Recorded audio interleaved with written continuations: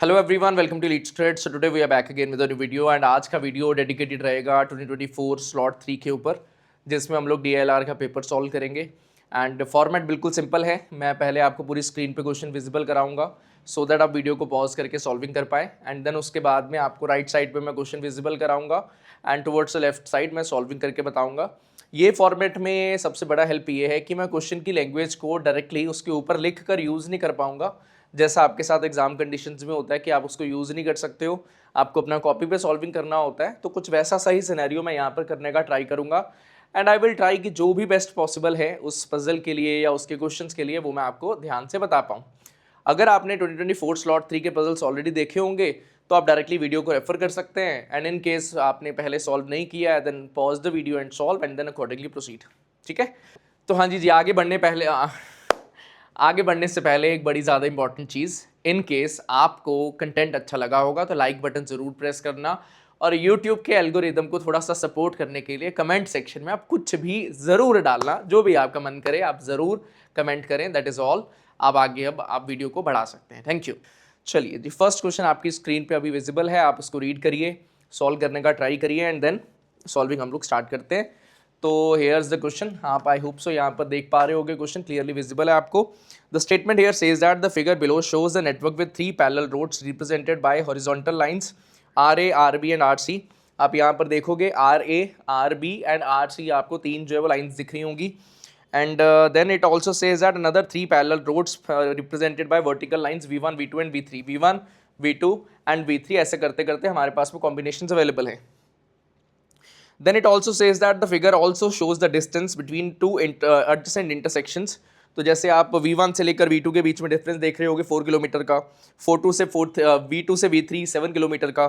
Similarly अगर RA and RB का difference की बात करें that is 3 kilometre. Similarly RB and RC का जो डिफरेंस है दैट इज़ 5 किलोमीटर। ये हमारे पास में अवेलेबल है। Then each ATM has a distinct integer cash requirement and the numbers at the end of each line in the figure indicate the total cash requirement of all the ATMs placed on the corresponding road. अब उसके and में सबसे first वाले में RA में आपको 22 value नज़र आ रहा होगा, then 20 and then 20। Similarly V1, V2 and V3 में 15, 21 एंड 26 रिस्पेक्टिवली आपको वैल्यूज़ नज़र आ रही होंगी। Now the question also says that, for example, the total cash requirement of the ATM placed on road RA is rupees 22 lakhs. तो 22 lakhs RA के अंदर RA V1 एक point, then एक और पॉइंट, देन एक और पॉइंट, इन तीनों का जो समेशन है that is given us to equal 22। ये हमारे पास सिनेरियो अवेलेबल है। अब which of the following statements is correct, हमें डेफिनेट चॉइस फिगर आउट करना है। How many ATMs have cash requirement of rupees 10 lakhs और मोर, टीटा में है, मतलब डेफिनेट आंसर्स आएंगे इसके। Similarly which of the following two statements is are definitely true. 5 question वाला है तो 15 मार्क्स मिलेंगे अगर हम इसको करेक्टली कर पाते हैं, एंड होपफुली हम लोग इसको करेक्टली कर भी पाएंगे। अब रिप्रेजेंटेशन कैसा होना चाहिए पेपर के सिनेरियो में, देखिए जैसा तो इन्होंने बनाया हमें वैसा बनाने का नीड नहीं है। हमारे लिए बड़ा सिंपल वर्किंग है। हम लोग कुछ ऐसा बना सकते हैं कि ये एक सिनेरियो, दूसरा, तीसरा, सिमिलरली 1, 2, 3, सिमिलरली 1, 2 एंड 3, बस यही अपने पास में टोटल 9 इंटरसेक्शंस हैं। V1, V2, V3 का, RA, RB, RC का, तो आप इसके अकॉर्डिंगली बना सकते हो। इन दोनों के बीच का जो डिफरेंस है दैट इज़ 4 किलोमीटर। देन उसके आगे का जो डिफरेंस अपने पास अवेलेबल है दैट इज 7 किलोमीटर। यहाँ पे 7 किलोमीटर वैल्यू है। सिमिलरली हमारे पास में ये फर्स्ट वाली रो और सेकंड वाली रो के बीच का डिफरेंस जो है दैट इज 3 किलोमीटर, एंड नीचे वाली का है 5 किलोमीटर। आई होप सो ये रीडेबल है, मैंने बहुत ज़्यादा स्मॉल नहीं लिख दिया है। होपफुली ये रीडेबल है, कोई प्रॉब्लम यहाँ पर नहीं होगा। ठीक है, मैं देख पा रहा हूँ, हाँ रीडेबल लग रहा है। अच्छा जी, then also we know that कि यहाँ पर जो पूरी रो है इसका सम हमारे पास में 22 है, अवेलेबल ऑलरेडी क्वेश्चन में गिवन है। सिमिलरली 20 एंड 20, 2 टाइम्स 20, देन यहाँ पर भी 20। सिमिलरली इसका और इसका सम भी अवेलेबल है दैट इज 15, 21 एंड 26, 15, 21 एंड 26। ये हमारे पास सिनेरियो अवेलेबल है सारा, इतना ही डेटा है, मुझे और कुछ रिप्रेजेंटेशन करने का नीड नहीं है, इतने में मेरा काम चल रहा है अभी तक जो डेटा अवेलेबल है उस अकॉर्डिंग। ठीक है, अब चलते हैं आगे। 2 पॉइंट्स अवेलेबल हैं A एंड B के। The following additional information is known. First point says that the ATM with the minimum and maximum cash requirement, आप साथ साथ रीड करिए। The ATM with the minimum and maximum cash requirement of rupees 7 lakhs and 15 lakhs are placed on the same road. 7 and 15 lakhs वाले same road पे present हैं, तो 7 + 15 का जो सम है वो 22 बनता है। तो अगर 22 का सम बन रहा है तो 22 इधर बन रहा है, यहाँ पे 20 बन रहा है, यहाँ पे 20 बन रहा है। मतलब अगर 7 and 15 को आना है, मिनिमम वैल्यू है 7 मिनिमम वैल्यू है, मैक्सिमम वैल्यू 15 है, मतलब 7 से छोटा कोई वैल्यू अवेलेबल नहीं होगा, 15 से बड़ा कोई वैल्यू अवेलेबल नहीं होगा, सिंपल बात है। अब यहाँ पे 15 बन रहा है, यहाँ पे 21 बन रहा है, यहाँ पे 26 बन रहा है। अब अगर 7 एंड 15 को एक रोड पे आना है तो मेरे पास में गिवन क्या था, वर्टिकल लाइंस हैं, 3 पैरेलल रोड्स हैं, RA RB एंड R3। तो अगर 7 एंड 15 को आना है तो that is the only possibility कि वो यहाँ पर इन तीनों में से किसी दो जगह पर आने चाहिए, फॉर श्योर वाली बात है, ठीक है। अब 15 यहाँ पर आ सकता है, पॉसिबिलिटी तो है। 15 यहाँ पर आ सकता है क्या, ध्यान से लॉजिकली सोचिए। अगर 15 यहाँ पर आता है इस पॉइंट के ऊपर तो मुझे 21 बनाना है, मतलब इन दोनों में से किसी एक जगह पर 6 आना चाहिए। That is not possible, reason सबसे छोटा वैल्यू वॉज 7, तो 7 से छोटा वैल्यू तो प्रेजेंट नहीं हो सकता, 6 कैन नॉट बी अवेलेबल। यहाँ पर 15 नहीं आ सकता, यहाँ पर मैं 15 डाल दूँ, मुझे 26 बनाने के लिए 11 और चाहिए, दैट इज पॉसिबल, कोई प्रॉब्लम नहीं है। मतलब मैं 15 यहाँ पर नहीं रख सकता जी, ठीक है। क्या मैं 7 रख सकता हूँ हर जगह पर? अगर मैंने यहाँ पर 7 डालने का बात किया, 8 और चाहिए, बन सकता है, कोई प्रॉब्लम नहीं है। मैंने 7 यहाँ पे डाला, देखते हैं 7 यहाँ पे डालता हूँ तो मुझे और कितना वैल्यू चाहिए होगा, 14 वैल्यू मुझे चाहिए होगा। और सेकंड पॉइंट में एक चीज और मेंशन्ड है, that says that the road distance between the ATM with the second highest cash requirement at the ATM located at the intersection of RC and B3, उनके बीच में 12 किलोमीटर का डिफरेंस है। ये वाले पॉइंट में और ये वाले पॉइंट में 12 किलोमीटर का डिफरेंस है, ये वो कहना चाह रहा है। बेसिकली वो ये तो नहीं कहना चाह रहा कि इसका और इसका 12 किलोमीटर का डिफरेंस है, वो ये कह रहा है इसका और एक और ATM जिसके पास सेकंड हाईएस्ट कैश है, मतलब 15 से जस्ट छोटा वैल्यू जो भी अवेलेबल होगा, 14, 13, 12, 11 जो भी वैल्यू होगा व्हाटएवर, उसका और ये वाले पर्टिकुलर ATM के साथ में जो डिफरेंस है वो 12 किलोमीटर का है। अब 12 किलोमीटर का डिफरेंस, यहाँ पर 7 किलोमीटर जाऊँ, यहाँ पर 5 किलोमीटर जाऊँ तो 12 किलोमीटर हो जाएगा, यहाँ पर 5 किलोमीटर जाऊँ, यहाँ पर 7 किलोमीटर जाऊँ, 12 किलोमीटर हो जाएगा। That is the only option available for me. तो कुल मिलाकर मैं ये कह सकता हूँ कि सेकंड हाईएस्ट वाला वैल्यू यही वाला आना चाहिए, इसके अलावा मेरे पास 12 किलोमीटर बनाने का कोई और ऑप्शन ही नहीं है, ठीक है। अब मैंने बोला था यार यहाँ पर 7 हो जाए, अगर यहाँ पर 7 होता है तो मुझे अल्टीमेटली 14 यहाँ पे डालना पड़ेगा सो दैट 21 बन जाए, कोई और ऑप्शन तो नहीं है। लेकिन यहाँ पर अगर 14 आ गया तो 20 बनाने के लिए मुझे 6 और चाहिए होगा दोनों में से किसी भी एक जगह पर। तो अगर मैं 6 रखूंगा तो 7 से छोटी वैल्यू होगा, that will not be possible. तो I will be able to say that यहाँ पर अल्टीमेटली कोई भी ATM होगा ही नहीं, खत्म हो चुका है काम इसका, यहाँ पर कोई ATM नहीं होगा। अब मे बी यहाँ पर 15 आ जाए, मे बी यहाँ पर 15 आ जाए, एज ऑफ नाउ दोनों पॉसिबल है, तो मैं कुछ बोल भी नहीं पाऊंगा, मुझे थोड़ा सा और आगे चलना पड़ेगा। अब मे बी यहाँ पर 7 आए, मे बी 15 आए, मे बी 7 आए, मे बी 15 आए, मल्टीपल केस बनाना मुश्किल हो जाएगा, तो इट इज़ बेटर कि मैं 2 अलग अलग केसेस बना लूँ। जो ऊपर बना हुआ है एज इट इज़ नीचे बना लेते हैं। जो बना हुआ है यहाँ पर कोई भी ATM नहीं है, देन हमारे पास यहाँ पर सेकंड हाईएस्ट वाला आने वाला है, ठीक है। बस इतना ही अवेलेबल था, ये वाली वैल्यूज हम सारी नीचे भी यूज़ कर लेंगे। This sum should be 22, this should be 20 and this should be 20, ठीक है। 2 केसेस हमने बना लिए। फर्स्ट केस जो था, और हर बार ध्यान रखना अगर कभी भी ऐसा सिचुएशन में आप फंस जाते हो जहां पर आपको मल्टीपल केसेस का नीड है, तो आप उस मल्टीपल केसेस को एलिमिनेशन, बहुत ज़्यादा टाइम उसमें इन्वेस्ट मत करो। अगर ऑरली एलिमिनेशन नहीं हो रहा तो इट इज़ ऑलवेज बेटर कि आप एक अलग केस फास्टली बना लो, वो ज़्यादा टाइम नहीं लेता है, ठीक है। तो एक केस हमने बनाया, यहाँ पर हमने 15 डाल दिया एंड यहाँ पर हमने 7 डाल दिया। अनदर केस हमने यहाँ पर 15 डाला और यहाँ पर हमने 7 डाल दिया। दोनों के दोनों केसेस जो हैं वो इक्वली पॉसिबल है। एज ऑफ नाउ हम किसी के बारे में कुछ भी बोल नहीं सकते हैं, ठीक है।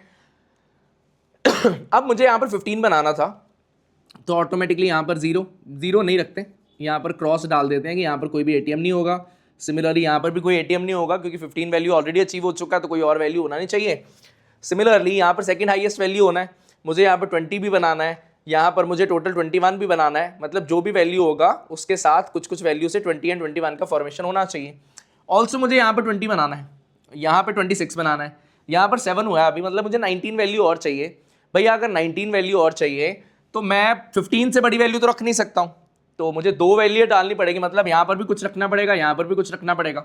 19 बनेगा कैसे, अगर मैं वो सोचने की ट्राई करूँ। 19 बनाने के लिए 11 एंड 8 हो सकता है, 12 एंड 7 हो सकता है। 12 एंड 7 तो चलो नहीं पॉसिबल होगा क्योंकि 7 एक ही बार आना था, सबका वैल्यू डिस्टिंक्ट था। थर्ड लाइन में ऑलरेडी अवेलेबल था, आप चेक करिए। 6 ATMs are placed at the figure also shows 2 intersect. Each ATM has a distinct integer cash requirement. तो 7 अगर एक बार आ गया तो दोबारा नहीं आना। मुझे 26 बनाना है, 19 बनाना होगा, यहाँ पर मुझे 21 बनाना है तो 21 इन दोनों में से होगा। ऑल्सो मुझे ये पता है सेकंड हाईएस्ट वैल्यू है। अब सेकंड हाईएस्ट वैल्यू है तो 14 एंड 7 पॉसिबल है, one of the case 14 and 7, but 7 repeat कर जाएगा। 13 and 8 one of the possibility है, अगर मैंने यहाँ पे 13 डाला, यहाँ पर 8 डाला तो दैट इज ऑल्सो 21। अच्छा 13 के साथ यहाँ पर 7 लाना पड़ेगा सो दैट 20 बन जाए, सो नॉट पॉसिबल। 12 एंड 9 हो जाए अगर 12 यहाँ पर आता है, 9 यहाँ पर आता है, तो 8 यहाँ पर रखना पड़ेगा, 9 यहाँ पर रखना पड़ेगा. That is absolutely satisfying the whole situation. ठीक है. अगर मैंने 11 यहाँ पे डाला, यहाँ पर 10 डालना पड़ेगा, यहाँ पर भी 10 हो जाएगा, दोनों तरफ 10, विच इज नॉट पॉसिबल. तो ओनली पॉसिबिलिटी विल बी यहाँ पर 12 ही डालना पड़ेगा. अगर यहाँ पर 12 होता है तो यहाँ पर 8 डालना पड़ेगा, 21 बनाना है तो 9 आएगा यहाँ पर, एंड देन यहाँ पर मुझे 11 डालना होगा. 11, 7 and 8 total value will come out to equal 26. सब कुछ सेटिस्फाई हो चुका है. This is my case 1 C1. ठीक है.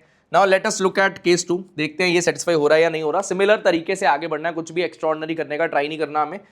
15 हो चुका ऑलरेडी, मुझे 15 बनाना था, 26 बनाना, मतलब 11 आएगा. अगर मैंने 11 यहाँ पे डाल दिया, 26 बनाने के लिए 11 यहाँ पे डाल दिया, तो सेकंड हाईएस्ट वैल्यू नहीं बन पाएगा, क्योंकि 20 बनाने के लिए अगर मैंने 11 यहाँ पे डाला तो here it should be 9, second highest नहीं होगा. तो I will be able to say that मुझे 11 यहीं पे डालना पड़ेगा. और दो वैल्यूज़ की हेल्प से भी मैं 11 नहीं बना सकता, क्योंकि 7 ही सबसे छोटी वैल्यू है, उससे छोटा वैल्यू हो नहीं सकता.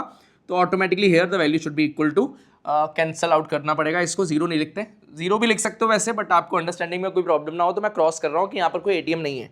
ठीक है. अब 11 वैल्यू यहाँ पर हो चुका है, मुझे 9 वैल्यू और चाहिए और 15 बनाना है. भैया अगर मुझे 15 बनाना है, 11 एंड 9 20 होता है, तो 9 यहीं पे आना पड़ेगा. 9 यहाँ पर नहीं आ सकता, क्योंकि 7 एंड 9 हो जाएगा 16, विच इज़ नॉट पॉसिबल. ठीक है. मतलब यहाँ पर कोई ATM नहीं. अच्छा, मुझे 15 बनाना है, मुझे यहाँ पर 8 डालना पड़ेगा. यहाँ पर मुझे 21 बनाना है, मतलब मुझे 12 डालना पड़ेगा. ये मेरा केस बन चुका है. क्वेश्चन रीड करिए. विच of the following statements is correct? The ATM placed at the RCV2 that is this position has a cash requirement of ₹9 lakhs. यहाँ पर भी 9 है, यहाँ पर भी 9 है. तो क्वेश्चन 1 का आंसर फर्स्ट ऑप्शन हो चुका है. मुझे और कुछ टेंशन लेकर चेक करने का नीड नहीं है कि इसका फर्स्ट ऑप्शन मेरा आंसर होगा. How many ATMs have cash requirement of ₹10 lakhs और मोर? भैया 1 2 3, 3 ATMs ऐसे हैं. 1 2 3 ATMs ऐसे हैं, तो ऑटोमेटिकली मेरा क्वेश्चन 2 का आंसर हो जाएगा 3. ईजी है, कोई ऐसा कोई प्रॉब्लम वाली बात नहीं है. Which of the following two statements is are definitely true? Each of RA, RB and RC has 2 ATMs.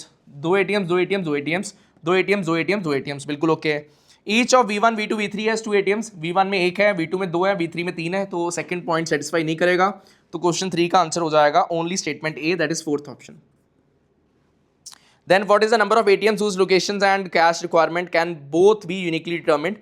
Locations and cash requirement 15 है, नहीं यहाँ पर 15 और 7 का नहीं हो पा रहा, 12 का हो पा रहा है, 9 का हो पा रहा है, 11 का हो पा रहा है, तो हमारा आंसर हो जाएगा 3. और शायद आप में से कई लोग ऐसे होंगे जिन्होंने क्रॉस की जगह पर 0 डाला होगा और 0 0 कॉमन पॉइंट होने पे उन्होंने सोचा होगा ये भी कैलकुलेट हो पा रहा है. जैसे यहाँ पर कोई ATM नहीं था, यहाँ पर कोई ATM नहीं था, तो शायद आपने ये भी काउंट कर लिया हो, तो वो गलत हो जाएगा. यहाँ पर ATM ही नहीं है. ठीक है.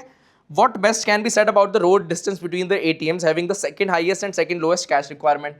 Second highest है 15 के बाद में 12 वैल्यू, 15 के बाद में 12 वैल्यू, सेकंड हाईएस्ट यहीं पे आना था.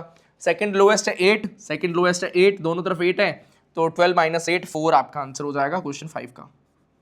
होपफुली आपको सारे के सारे क्वेश्चन इजीली क्लियर हैं, कोई प्रॉब्लम नहीं है. और 4 किलोमीटर हमारा आंसर आ रहा है, तो ऑप्शन 1 हमारा आंसर हो जाएगा. ठीक है जी. I hope so this is clear. Let's move on to the next question. So here we have one more puzzle. It says that over the top subscribers of a platform are segregated into 3 categories: kid, elder and others. आप साथ साथ read कर सकते हो chart से. Some of the subscribers used one app and others used multiple apps to access the platform. The figure below shows the percentage of the total number of subscribers in 2023 and 2024 who belong to the kid and elder categories. The following additional facts are known about the number of subscribers. First point says that the total number of subscribers increased by 10% from 2023 to 2024. Kids, elders का scenario हमारे पास में available है. And दो ही categories हैं. Others भी एक category था, वो जो बचा कुचा वैल्यू होगा वो अदर्स में चला जाएगा. आप बार चार्ट को रीड करिए. मेरा इसमें बार चार्ट रीडेबल नहीं है, तो मैं स्क्रीन से रीड कर रहा हूँ. और ठीक है, हमारे पास में 2 ईयर्स का डेटा है, 2023 एंड 2024. 10% का इंक्रीमेंट है हमारे पास में. और हमारे पास में सिनेरियो अवेलेबल है किड्स एंड एल्डर्स का, और बचा हुआ कैटेगरी जो होगा वो अदर्स का ऑटोमेटिकली हो जाएगा.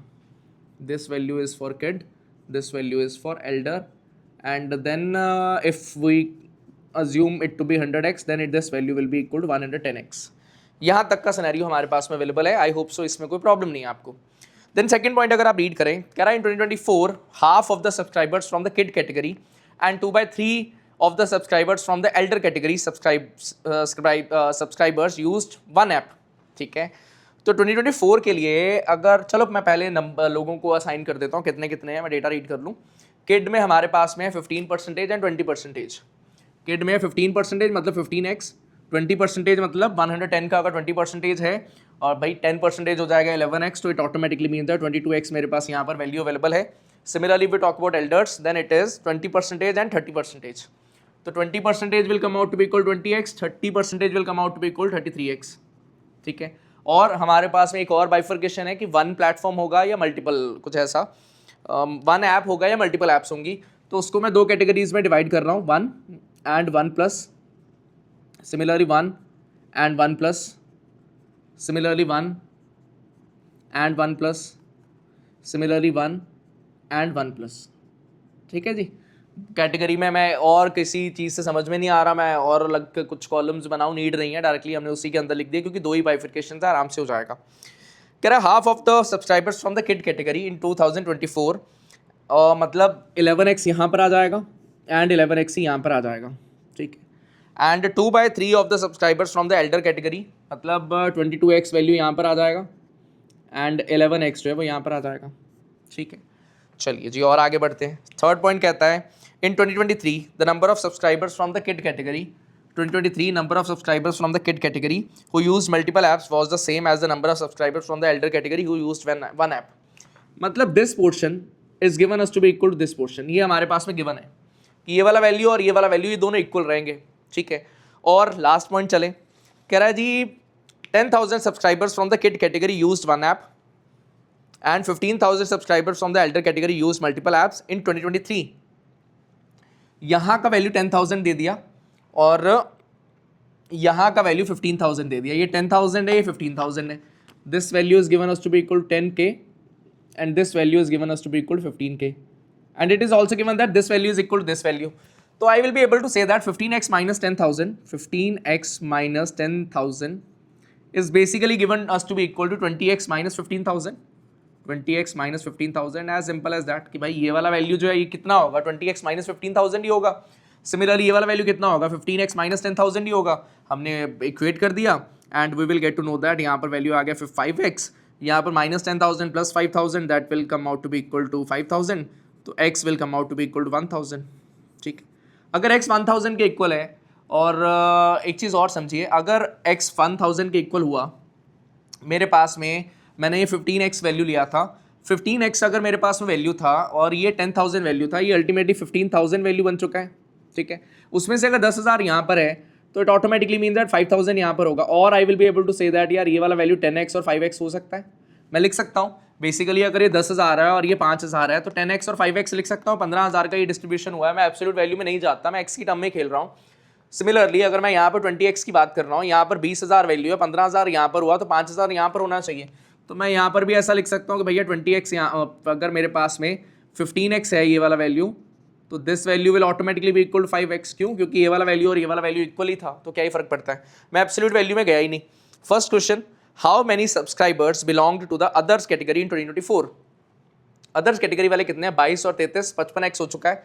टोटल वैल्यू था 110x, तो 55x बचेगा एक्स्ट्रा वैल्यू, तो x का वैल्यू मुझे ऑलरेडी पता है 1,000, तो 55,000 मेरा आंसर हो जाएगा। क्वेश्चन 1 का आंसर बन जाएगा 55,000। शायद आप में से कोई ऐसा स्टूडेंट हो जिसने जल्दीबाजी में 100x माइनस 55x 45x करा और जानबूझकर एग्जामिनर ऑप्शन में 45,000 डाल रहा है सो दैट आपको वो फंसा ले और आप फंस गए। कह रहा what percentage of subscribers in the kid category use multiple apps in 2023। 2023 में किड्स में से मल्टीपल वाले 5x हैं, टोटल होंगे 15x, तो 5x divided by 15x that will be 33.33% और ऑप्शन हो जाएगा 3। क्वेश्चन 2 का आंसर हो जाएगा 33.33%। Similarly, third question, what was the percentage increase in the number of subscribers in the elder category from 2023 to 2024? Elder category में यहाँ पर था 20x, यहाँ पर था 33x।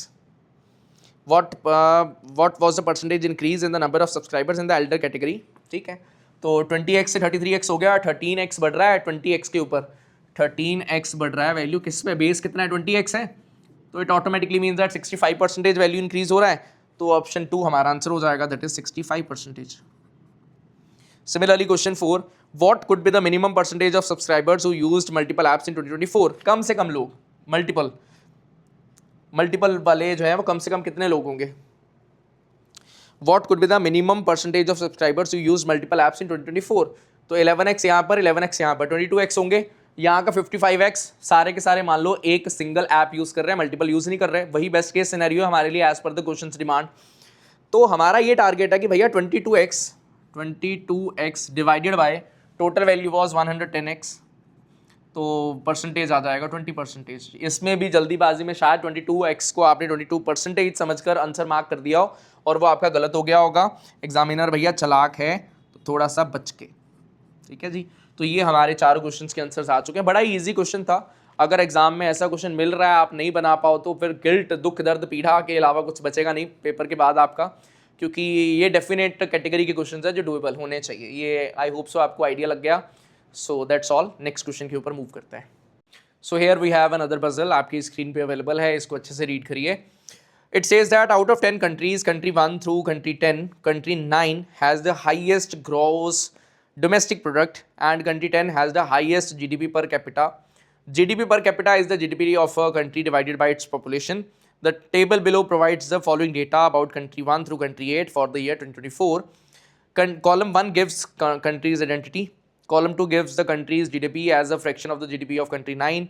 Column 3 gives the country's GDP per capita as a fraction of the GDP per capita of country 10. Column 4 gives the country's annual GDP growth rate. Column 5 gives the country's annual population growth rate. Assume that the GDP growth rates and population growth rates of the country will remain constant for the next 3 years.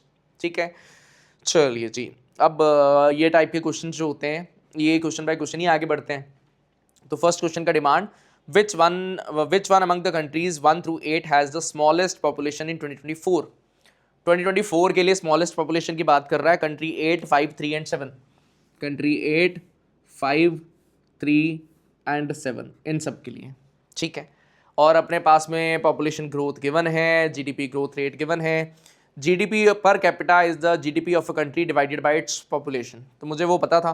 Question मांग रहा था 2024 के लिए और मेरे पास में data जो था वो भी 2024 के लिए अवेलेबल है, सो ऐसा कोई प्रॉब्लम तो नहीं होना चाहिए।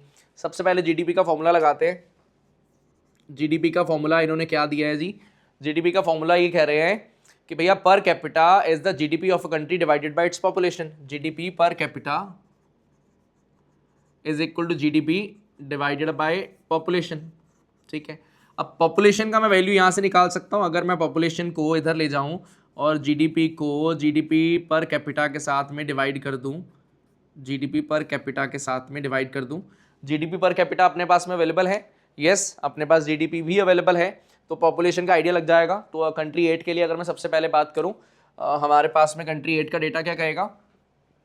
दैट इज इक्वल टू 0.41 नहीं 0.07 डिवाइडेड बाय 0.41, ठीक है।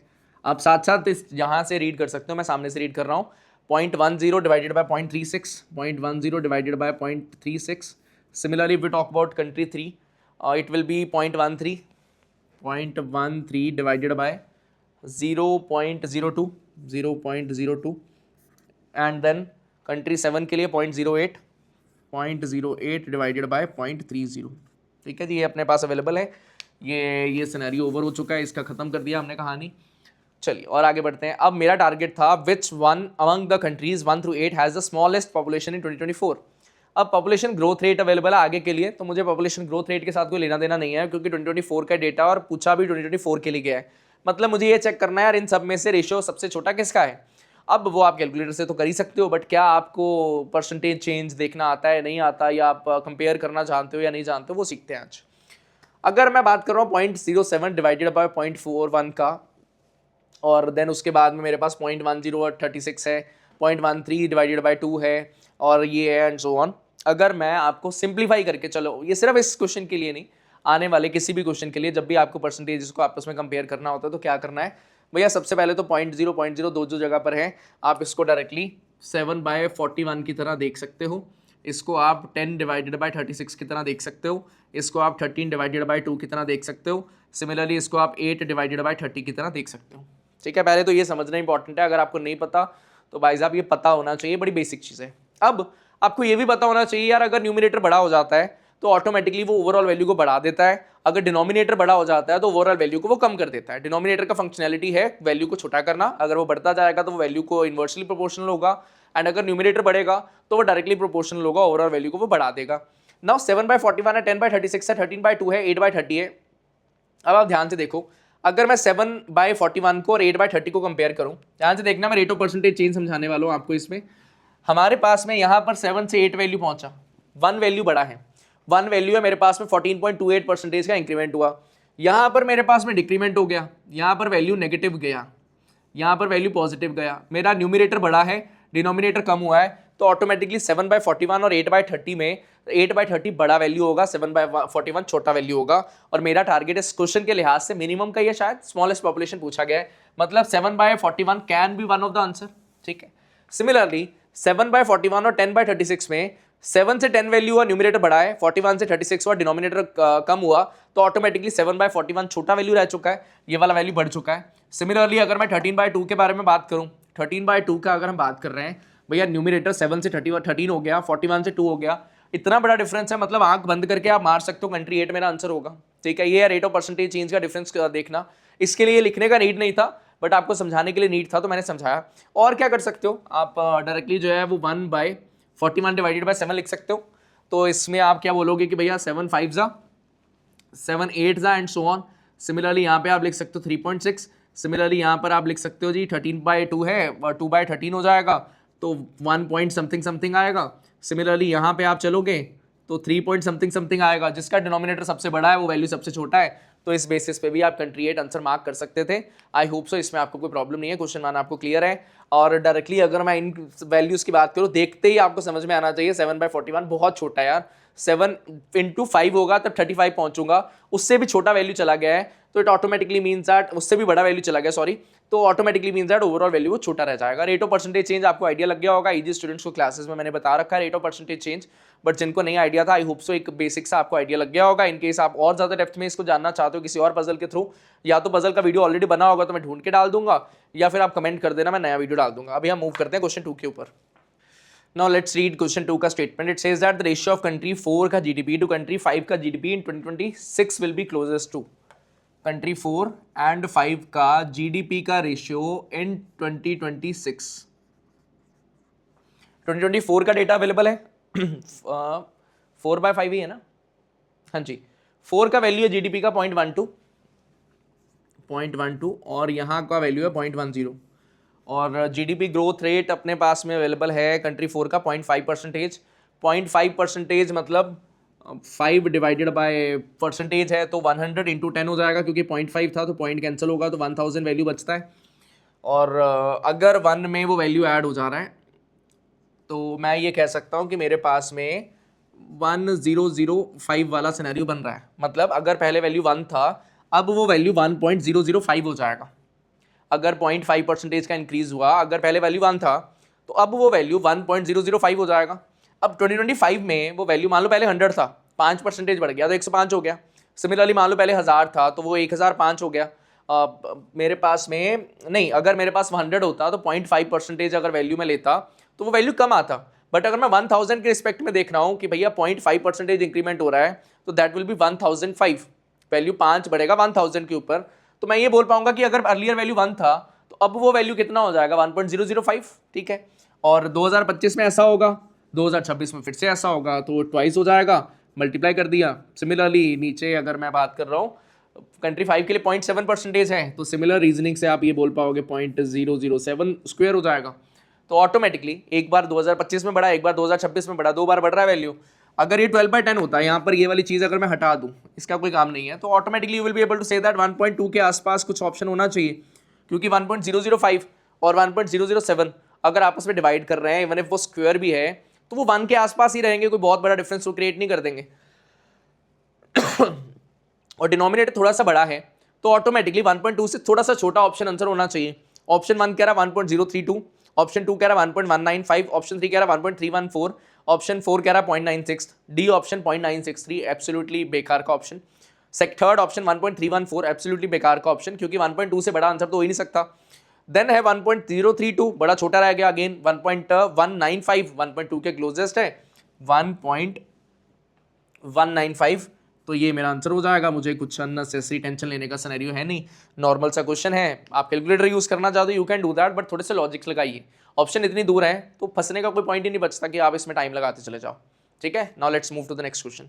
Now let's read the third question. It says that which one among the countries 1, 4, 5 and 7 will have the largest population in 2027? 2027 के लिए बात कर रहा है, 1, 4, 5 and 7 के लिए। 1, 4, 5 and 7 लार्जेस्ट पॉपुलेशन की बात कर रहा है। अभी हमने फिगर आउट करा था for question 1, that is population हमने फिगर आउट करा था। सेम बेसिस पे हम यहाँ पे पॉपुलेशन कैलकुलेट कर लेंगे। जीडीपी का फॉर्मूला था, जीडीपी पर कैपिटा था, जीडीपी डिवाइडेड बाय कंट्री, और GDP of a country divided by population, तो population will be GDP per capita, GDP of a country divided by GDP per capita. ठीक है, तो GDP हमारे पास में है 1 का 0.15 और उधर है 0.41, तो I will be able to say that 15 divided by 41 directly. मैं आप पॉइंट्स में नहीं जा रहा हूँ क्योंकि ऑलरेडी मैं समझा चुका हूँ। 4 के लिए बात करें 0.12 एंड 0.38, तो automatically means that 12 divided by 38। Similarly country 5 के बारे में बात करें, दैट इज 0.1 एंड 0.36, मतलब 10 डिवाइडेड बाय 36। देन उसके अलावा कौन सा है, कंट्री 7, दैट इज 0.08, मतलब 8 डिवाइडेड बाय 30। ये 2024 का डेटा है, मुझे चाहिए 2027 का डेटा। 2025, 2026, 2027, मतलब 3 ईयर्स का डेटा का सिनेरियो बात हो रही है। और मेरे पास में पॉपुलेशन ग्रोथ रेट अवेलेबल था कंट्री 1 का, माइनस में जा रहा है, नेगेटिव में जा रहा है। नेगेटिव कितना जा रहा है, 0.12%। भैया अगर 0.12% है, 0.12% मतलब मैं ये बोल सकता हूँ 12 डिवाइडेड बाय 1000। ठीक है जी, मतलब मैं ये बोल सकता हूँ ये वैल्यू रह जाएगा 0.9988। ठीक है, तो वैल्यू कम हो रहा है, मतलब अगर मैं 1 माइनस, जो वैल्यू अगर 1 था, 1 में से 12 डिवाइडेड बाय 10,000 कम हो जाएगा, मतलब 10,000 में 12 वैल्यू कम होगा, तो मैं ये बोल सकता हूँ the value will be 9988 divided by 10,000, और I will be able to say that 0.99888, मतलब मेरे पास में ये जो वैल्यू हो जाएगा दैट विल बी 0.99888 का क्यूब हो जाएगा। Similarly if we try to proceed for country 4, country 4 के लिए वैल्यू हो रहा है 0.49%। 0.49% की भैया मैं बात करूँ, फिर से वही बात है, 49 डिवाइडेड बाय 1 2 3 4। ठीक है, मतलब 1 में वैल्यू ऐड हो रहा है, मतलब मेरे पास में 10049 डिवाइडेड बाय 10000 हो रहा है, मतलब मैं बोल पाऊंगा 1.0049 वैल्यू हो रहा है, मतलब 3 बार बढ़ेगा ये वैल्यू, तो I will be able to say that 1.0049 का क्यूब हो रहा है। अब आप ये देख रहे होगे यार, इतना छोटा डिफरेंस, इतना छोटा डिफरेंस, तो बात बनने वाली है नहीं।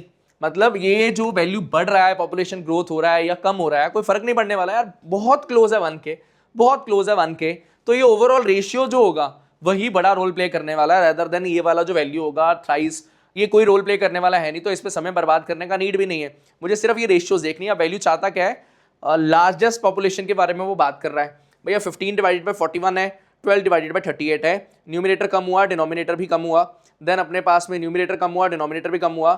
चलिए जी सिंपल काम करते हैं, चाहे रेट ऑफ परसेंटेज चेंज देख लो, चाहे अपना सॉल्विंग कर दो डायरेक्टली कि भैया मेरे पास में ये वाला वैल्यू हो जाएगा 1 डिवाइडेड बाय 15 2 30, 11 बचा, 15 7 105, 2.7 समथिंग हुआ, 3 पॉइंट समथिंग समथिंग हुआ, 1 बाय 3.6 हुआ, देन अपने पास में 1 डिवाइडेड बाय 8 3 24 और 3.7।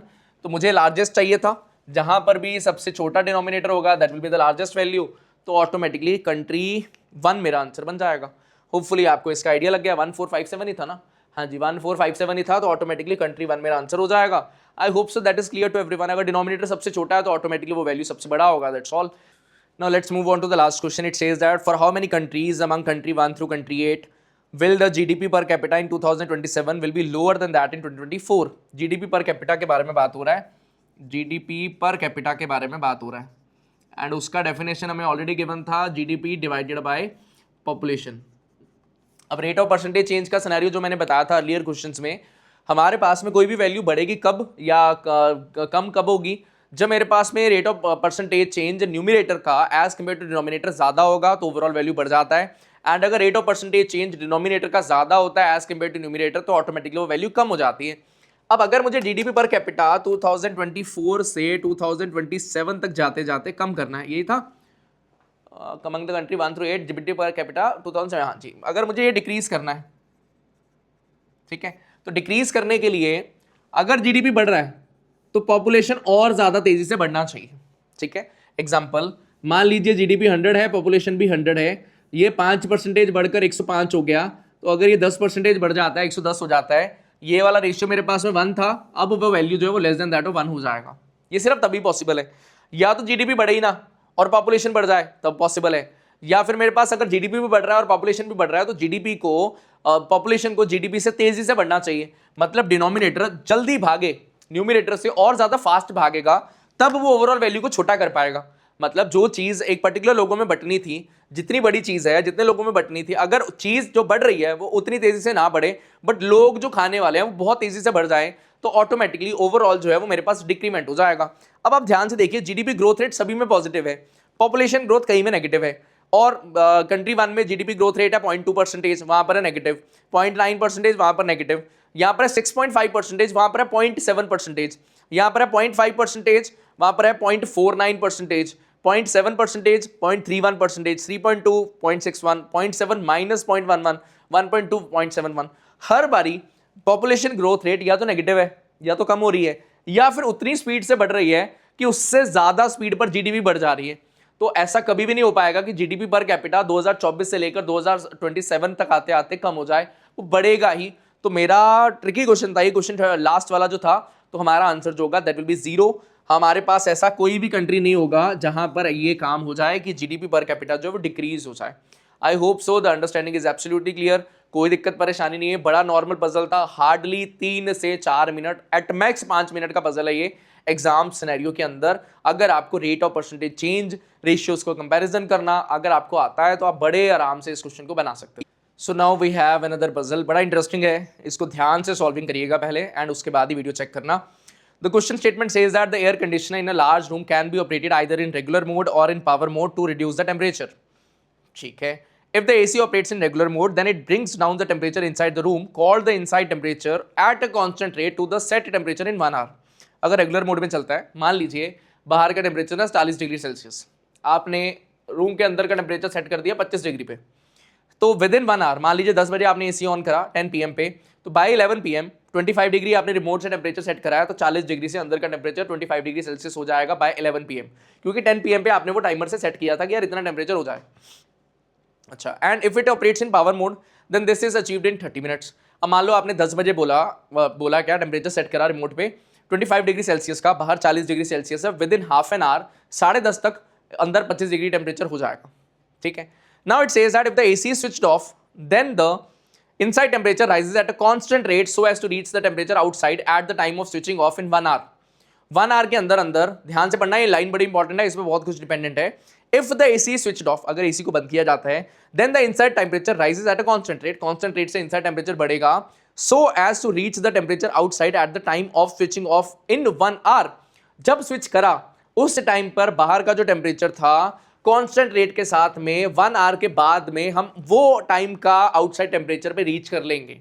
एग्जांपल, मान लीजिए बाहर का टेम्परेचर है 25 डिग्री सेल्सियस, टाइम हो रहा है 10 PM और अंदर का टेम्परेचर है हमारे पास में 18 डिग्री सेल्सियस। ठीक है जी, 25 डिग्री सेल्सियस आउटसाइड टेम्परेचर है और 18 डिग्री सेल्सियस हमारे पास में इनसाइड टेम्परेचर है। तो वो ये कह रहा है यार, आपने अगर इस टाइम पर एसी कर दिया ऑफ, ठीक है जी, बाहर का टेम्परेचर 25 डिग्री था, तो बाय 10:30 PM, बाय 11 PM, तो वो मल्टीपल स्लॉट्स हैं, तो 1 आवर के अंदर कांस्टेंट रेट से वो टेम्परेचर डिक्रीज होगा। मतलब मुझे जो ये इनसाइड टेम्परेचर 18 डिग्री सेल्सियस था, ये 25 डिग्री सेल्सियस पे पहुंच जाएगा। मतलब इस जगह पर टेम्परेचर 21.5 डिग्री सेल्सियस पे पहुंच जाएगा। कांस्टेंट रेट से टेम्परेचर बढ़ना चाहिए, इनसाइड टेम्परेचर जो यहां पर था टेम्परेचर वो वाला, अगर 25 डिग्री सेल्सियस था तो 1 आवर के अंदर अंदर अगर ऑफ कर दिया तो 1 आवर के अंदर अंदर 25 डिग्री पे पहुंच जाना चाहिए इनसाइड टेम्परेचर। कैसे पहुंचा? 7.5 डिग्री का फर्क पड़ने वाला है, तो 3.5 डिग्री यहां पर होगा, 3.5 डिग्री यहां पर होगा। I hope so the working is absolutely clear to you, कोई प्रॉब्लम आपको यहां पर नहीं है। बात एकदम सिंपल है, ये सिनेरियो आपको समझ में आ गया होगा। अब मैं मूव करता हूं आगे क्वेश्चन की सॉल्विंग के ऊपर। Then it also says that the temperature outside has been falling at a constant rate from 7 PM। अच्छा, एक चीज और, अब आपने भी देखा होगा यार, रात को मौसम थोड़ा ठंडा होता चला जाता है, सुबह आते आते आते तक ठंडा और बढ़ जाता है। तो सिनेरियो क्या बना कि यार ओवरनाइट टेम्परेचर जो है वो फॉल भी करेगा, अब उसको भी साथ में रोल प्ले कराना है। ठीक है, अब आउटसाइड टेम्परेचर है ना अपने आप में भी गिरता चला जा रहा है विद टाइम। कोई बात नहीं, उसको भी गिराते हैं, कोई बात नहीं। ओके जी, देन अपने पास में एक लाइन चार्ट अवेलेबल है। The AC was turned off for the first time that night at 11 PM। ठीक है, पहली बार टर्न ऑन किया गया 11 बजे। The AC setting was changed including turning it on off और setting different temperatures only at the beginning of the hour और एट 30 minutes after the hour. 30 minutes, हाँ ठीक है।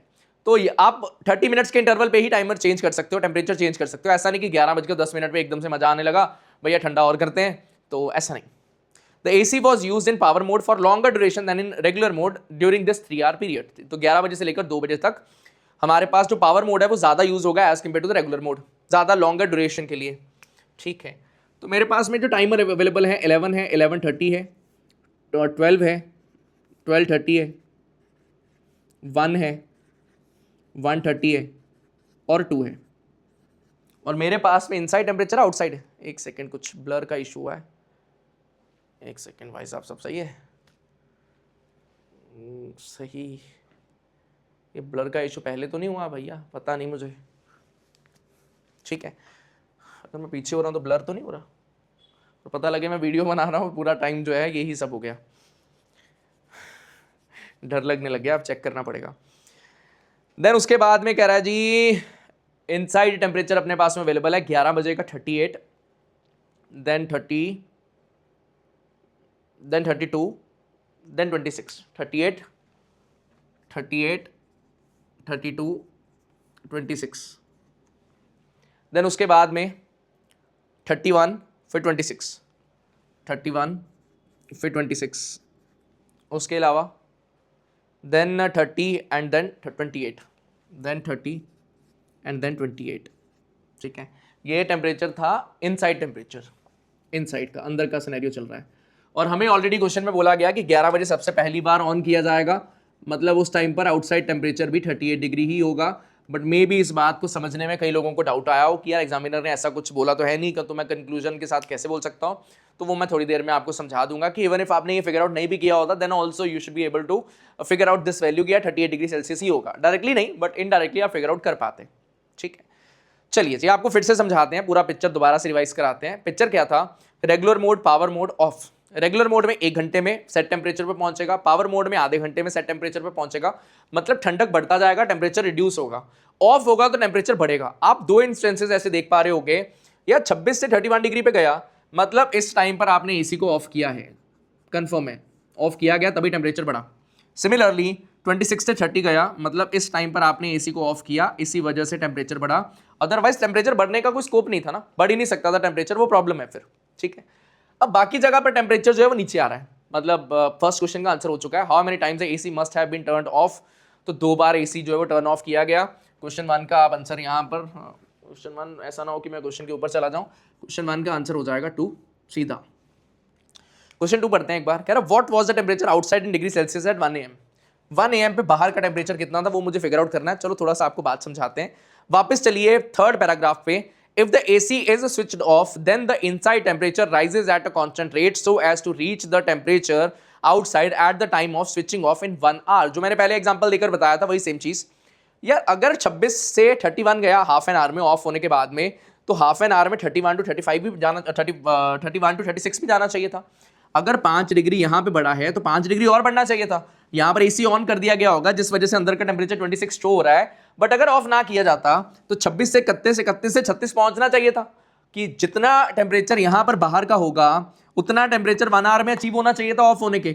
26 to 31 हुआ, कांस्टेंट रेट से टेम्परेचर बढ़ रहा है। आधे घंटे में अगर 5 डिग्री बढ़ा तो आधे घंटे में और 5 डिग्री बढ़ता, मतलब यहाँ पे 36 डिग्री सेल्सियस होना चाहिए था इनसाइड टेम्परेचर, जो कि 26 डिग्री है, मतलब यहाँ पर 36 डिग्री रहा होगा टेम्परेचर, तभी तो 1 आवर के अंदर अंदर वो 36 पहुंचता।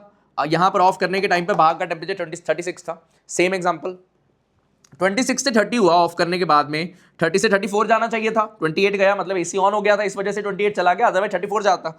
अगर 34 जाता मतलब यहाँ पे 34 डिग्री टेम्परेचर होना चाहिए था, तभी तो वो 1 घंटे के बाद में 34 डिग्री पे पहुंचता। तो हमें ये पता है कि ओवरनाइट टेम्परेचर जो है वो कॉन्स्टेंटली रिड्यूस हो रहा है, तो 38 से यहाँ पे 37 डिग्री आता, यहाँ पे 35 डिग्री आता, यहाँ पे 33 डिग्री आता, यहाँ पर अपने पास 32 डिग्री आता है एंड सो ऑन। सिनेरियो ऐसा चलता।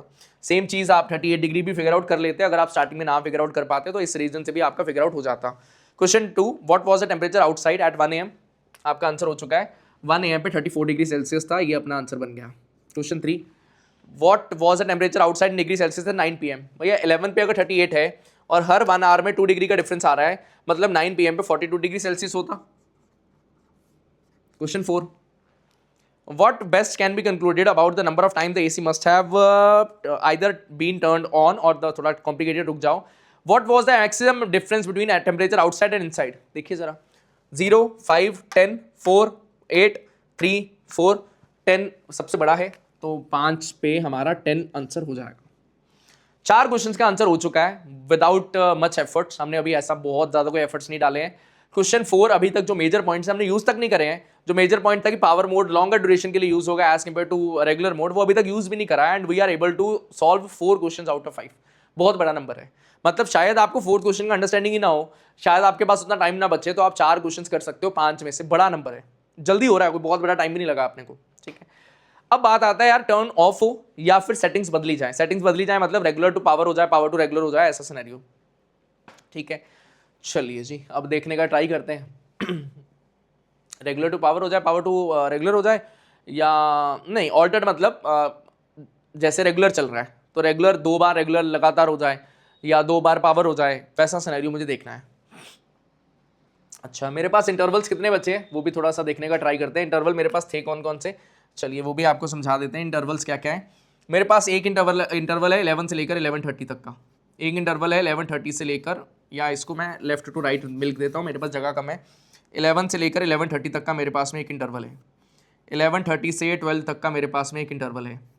12 से लेकर 12:30 तक का मेरे पास में एक इंटरवल है। मैं एक बार चेक कर लूँ, मैं ब्लर तो नहीं हो रहा ना, ठीक है। देन अपने पास में 12:30 से लेकर 1 तक का एक इंटरवल है। देन मेरे पास में 1 से लेकर 1:30 तक का एक इंटरवल है। सिमिलरली मेरे पास 1:30 से लेकर 2 का एक इंटरवल है। ये मेरे पास सारे इंटरवल्स हैं, ठीक है। 11 बजे से लेकर 2 बजे तक का डेटा था, तो ये मेरे पास सारे इंटरवल्स आ रहे हैं।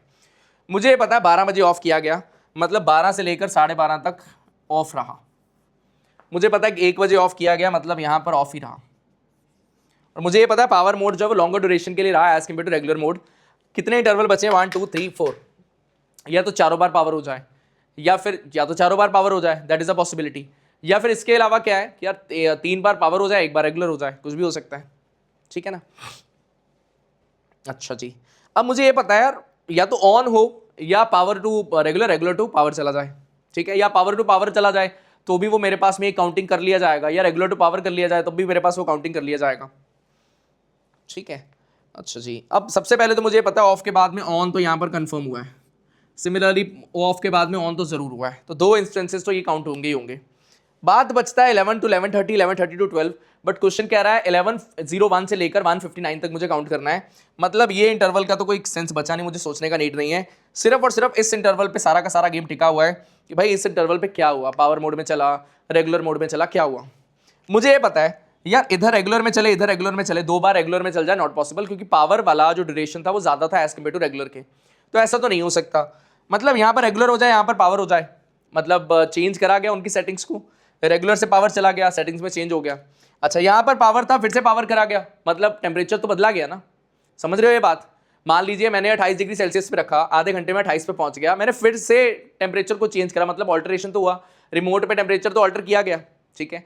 Number of times the AC must have been turned और ऑफ ऑन और the AC temperature setting been altered. AC का टेम्परेचर सेटिंग ऑल्टर किया गया।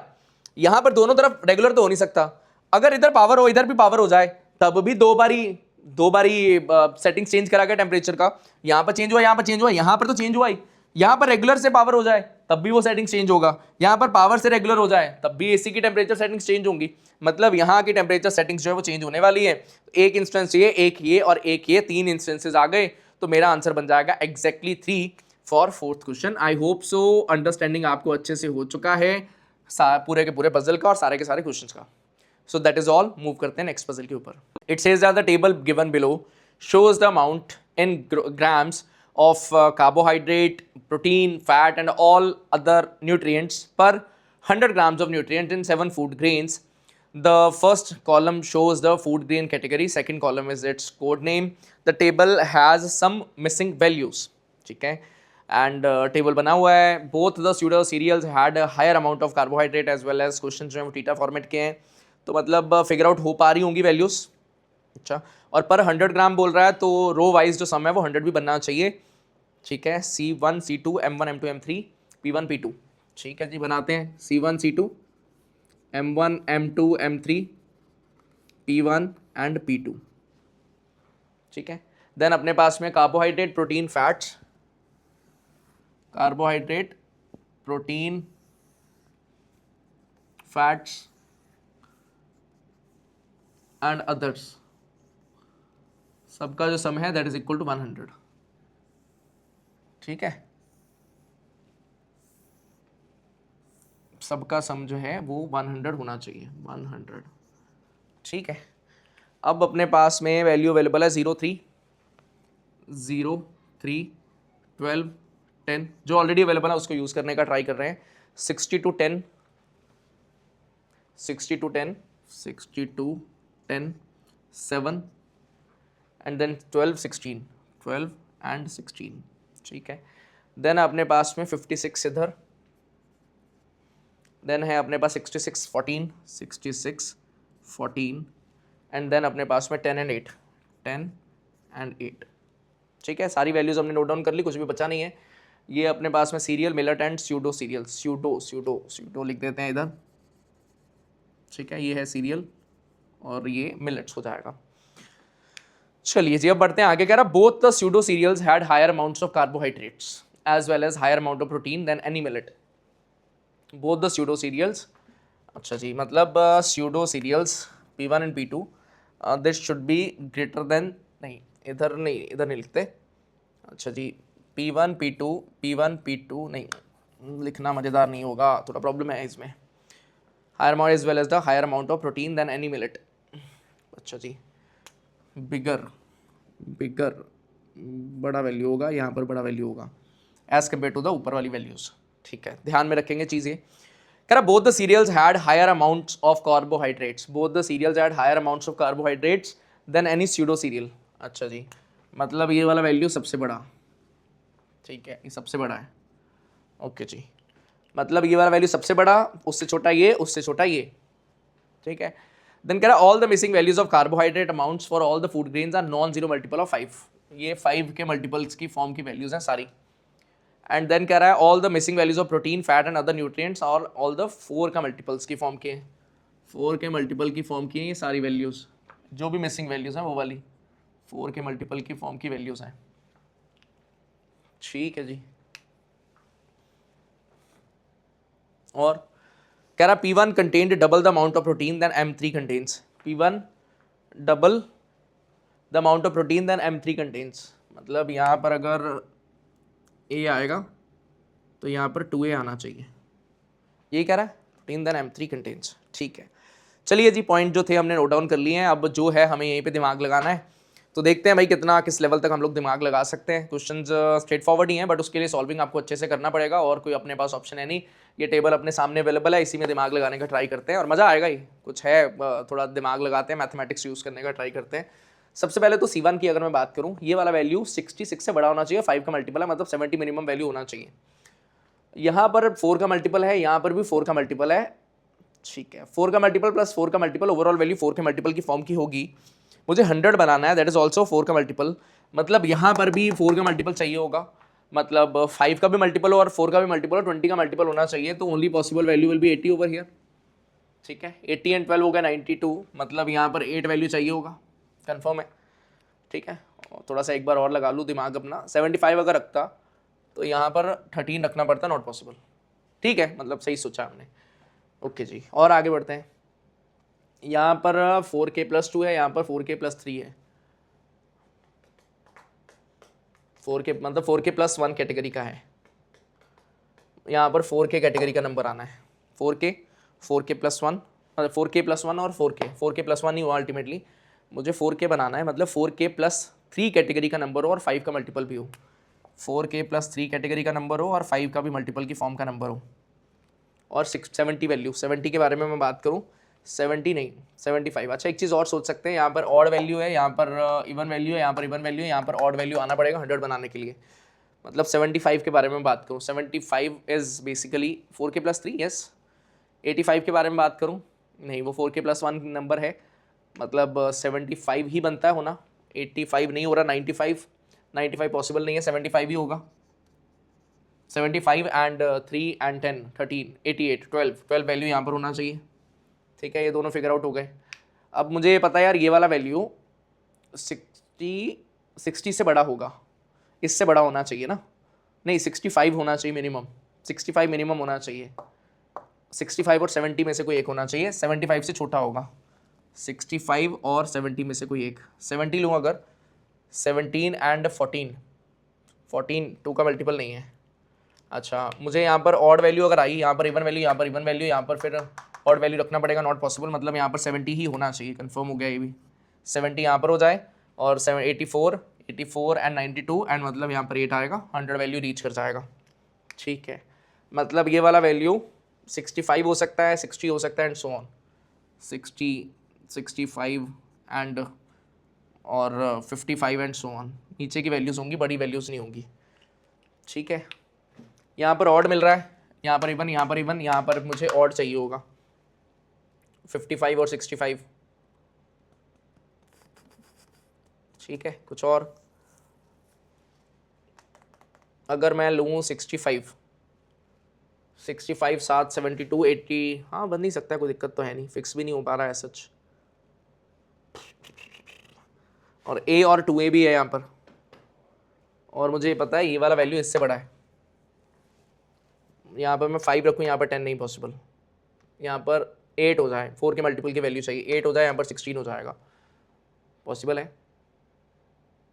अगर मैं 12 रखूँगा, यहाँ पर 24 हो जाएगा,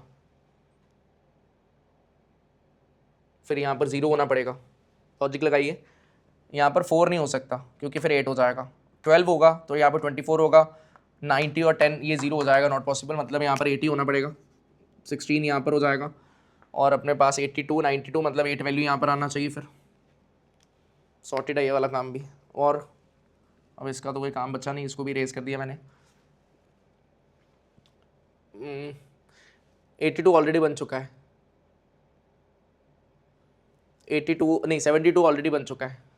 ठीक है, और 60, अच्छा ये वाला वैल्यू 14 से छोटा होना चाहिए, ये वाला value less than that of 14 होना चाहिए, लेस देन 14। 55 लेता अगर, 62 होता, 62 78 होता, हाँ ठीक है, मतलब 65 ही होना पड़ेगा यहाँ पर क्योंकि मुझे ऑड वैल्यू चाहिए था। 65 7 72 88 एंड 12, सही है ना, 65 और 7 72 88 12, ठीक है बिल्कुल ओके है। देन ये वाला वैल्यू और ये वाला वैल्यू, अच्छा इसका 56 और 68 76 24 यहाँ पर आ जाएगा।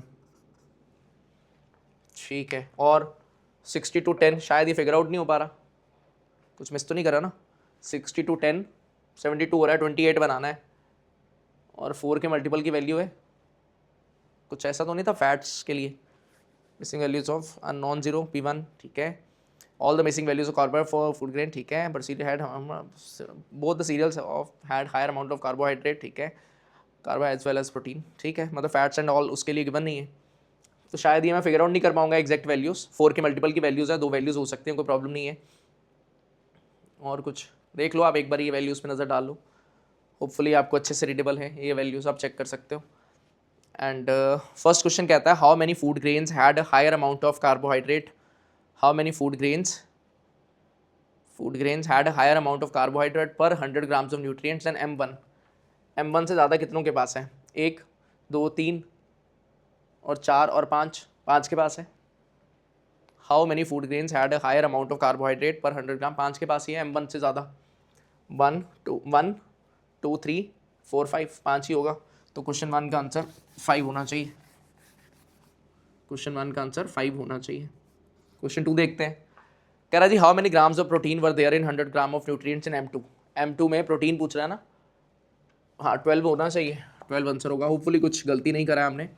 देन कह रहा है how many grams of other nutrients were there in 100 grams of nutrients in M3 में अदर न्यूट्रिएंट्स का पूछ रहा है, सही पूछ रहा सोच रहा हूँ, अदर न्यूट्रिएंट्स का, हाँ जी 24 ही होगा, 24 आंसर होना चाहिए। Similarly question 4, what is the median of the number of grams of protein in 100 grams of nutrients among these food grains, what is the medium in the number of grams of protein median of protein, सबसे बड़ा value है 16, then है 14, 16, 14, then अपने पास में है 12 and 8, नहीं अपने पास में 12, 12, 12 एंड 12, 12 एंड 12, देन अपने पास में 10, 10, देन वी हैव 8 एंड 8। ठीक है, टोटल वैल्यूज़ है अपने पास में 3, 2, 5 और 2, 7, मतलब ये मिडल वैल्यू होगा 12, तो हमारा मीडियन हो जाएगा 12। बड़ा इजी क्वेश्चन था ये, मतलब simple logics, multiply, odd, even, 4K something, 5K something का नंबर है, तो ये चीज़ें आपको आनी चाहिए। अगर आप इजी स्टूडेंट हो तो हमने ये बड़े पजल्स में हमने ये कवर किया है। होपफुली आपको ये सारे के सारे पजल्स अच्छे से समझ में आए हैं। So that is all from my side for this video. अगर अच्छा लगा होगा तो लाइक ज़रूर करिएगा, बड़ी मेहनत लगती है वीडियोज़ बनाने में, तो उसकी वैल्यू करिएगा और अच्छे से लाइक करिएगा। ठीक है जी, थैंक यू।